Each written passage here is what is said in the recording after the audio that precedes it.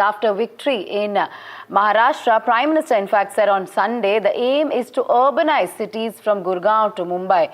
Divya, we've set out to build a country, not a government. Prime Minister Modi told, in fact, the importance of urban India and infrastructure. In fact, he said victory and defeat will continue in democracy. Elections will come and go. Our aim is not just to form governments, aim is to make a developed India.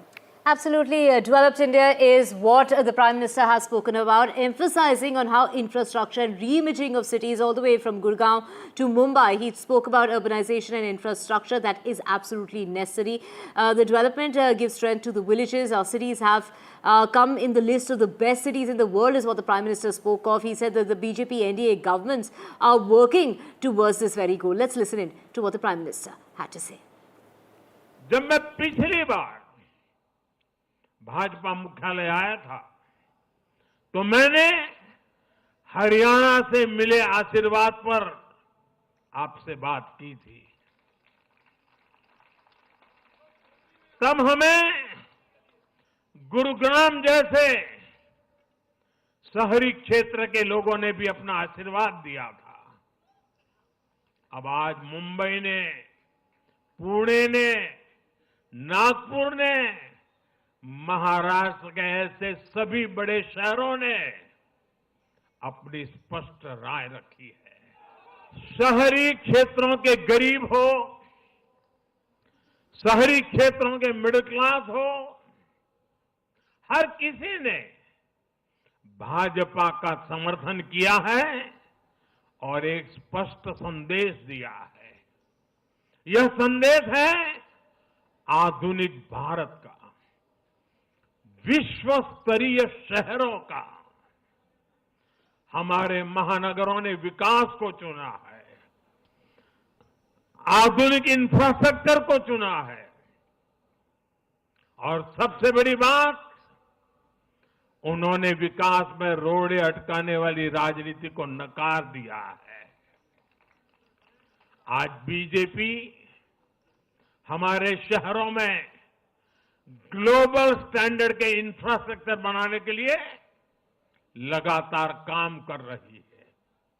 चाहे metro network का विस्तार हो, आधुनिक electric बसें हो, coastal road और समृद्धि महामार्ग जैसे शानदार प्रोजेक्ट हो, एयरपोर्ट का आधुनिकीकरण हो, शहरों को स्वच्छ बनाने की मुहिम हो, इन सभी पर बीजेपी का बहुत ज्यादा जोर है। All right, we have guests on this discussion. Pooja Narayanan, Director, Architecture and Urban Design, NBMA, Delhi, and Chandrasekhar Prabhu, Architect and Urban Development Expert. Thank you to both of you for joining us on this discussion. Pooja, to you first. Of course, this is the vision of Prime Minister Modi. We just heard him there with growing population metros. I just want to find out from you, what innovations in urban planning can we expect to see in the near future? What is going to be the future of cities? Of course, smart growth, smart cities is Prime Minister's vision. But how is sustainable urbanization possible?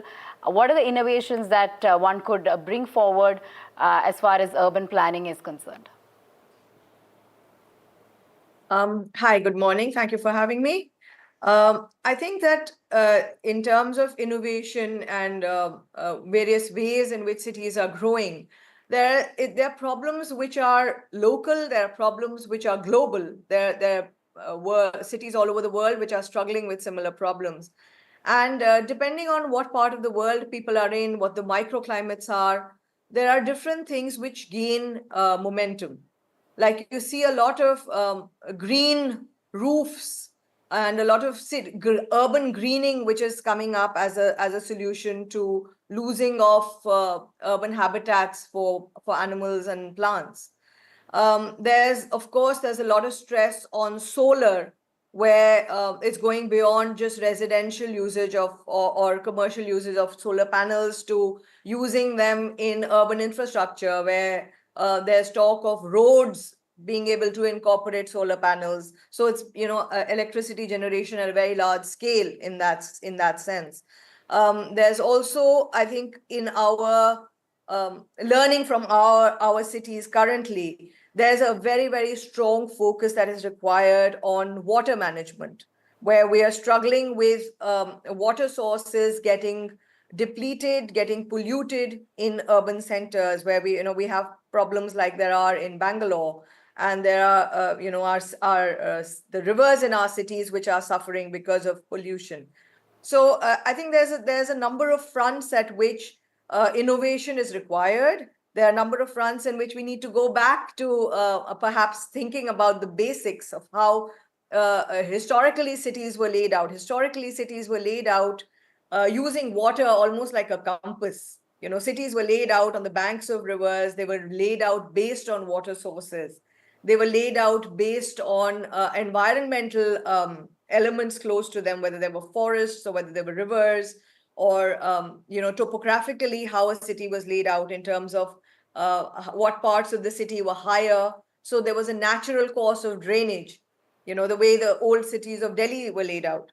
So there are a lot of things that there is it's great that the government is pushing for more urban centers, and they've gladly already identified a line along which they're going to be developed. And I think that from here there's a macro way of what are important things in city design, and then there are micro things in once you have the major things in play. How do you tweak things so that the cities become more livable, more enjoyable, and they have an identity.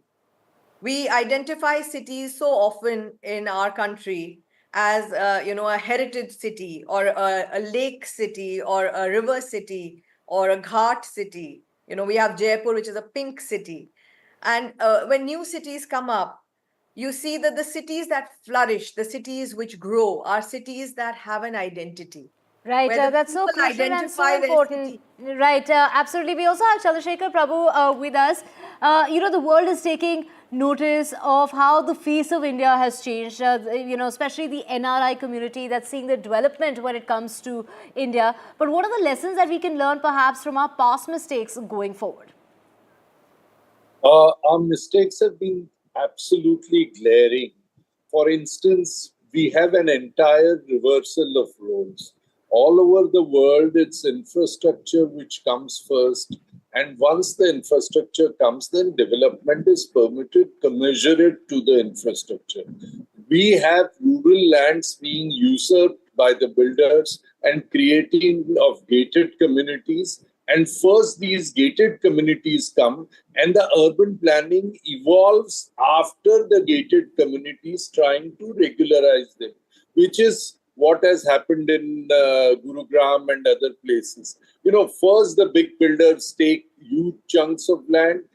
They develop their lands as oases in the midst of rural areas. Then the city struggles to provide infrastructure in between them.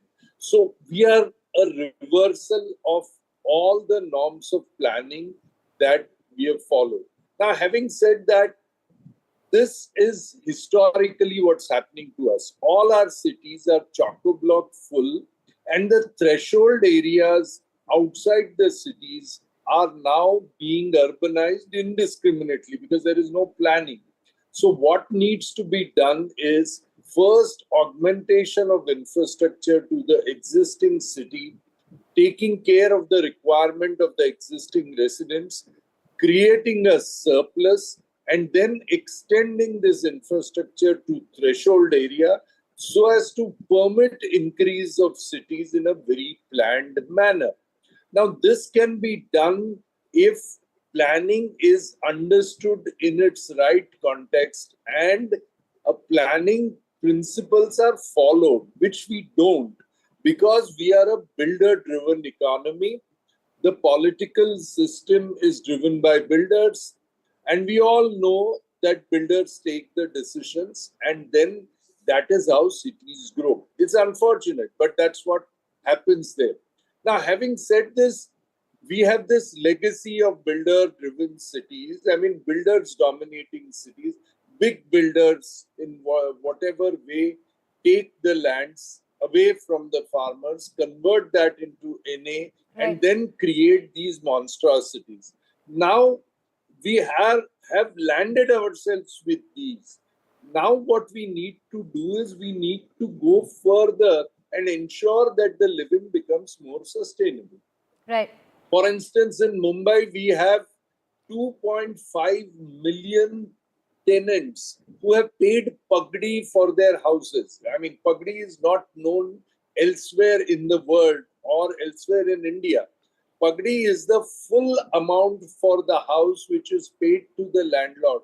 If the house is worth, say, 1 crore, that 1 crore is paid to the landlord. Right, sir. And yet the person moves in as tenants. They are being evicted. So we need to protect them. We need every part of the city, every community. City minus citizens is ghost towns. So Right. we have to protect the citizens, and our aim is to cater for infrastructure for the citizens. A lot of to lessons make that can be their- learned from our past mistakes, given the fact, especially when it comes to cities like Gurugram and Noida, Radhika. Yeah, absolutely. As gentleman was pointing out, developing existing ecosystem is, of course, in the front. And of course, another factor is seamless integration of transport to ensure proper connectivity. Are metros enough? Are monorails enough? Or should there be more sustainable transportation? These are, of course, questions. But thank you, Pooja Narayan, as well as Chandrasekhar Prabhu, for joining us on this important discussion.